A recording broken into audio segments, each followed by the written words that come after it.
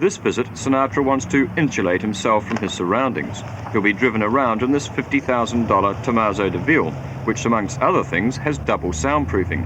As he lounges in its leather cashmere seats, listening to quadraphonic tapes and sipping a reflective bourbon, hopefully he'll find time to talk to chauffeur Tony Stevens, who sees Sinatra's visit as the highlight of his life. Tony, have you thought much about what sort of things you'll be talking to Frank Sinatra about?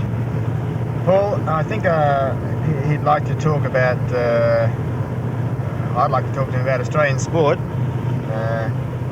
Australian women, anything that comes. I think it'll just come. Have you been studying anything about him, about his likes and dislikes? Yes, I just started doing a little bit of homework. I know he hates kids.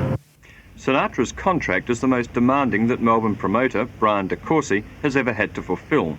Not surprisingly, he doesn't believe all those nasty stories about Sinatra's alleged mafia associations or his volatile behaviour at parties and restaurants. And they've built him up as a bit of an ogre, and I can't believe this at all.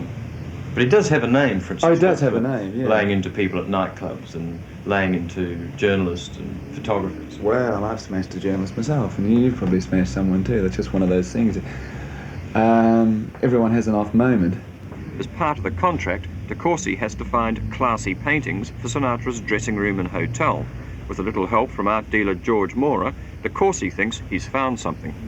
That is a superb painting, and it's a great Australian painting. He is an Australian. I'd like to hang that in his dressing room.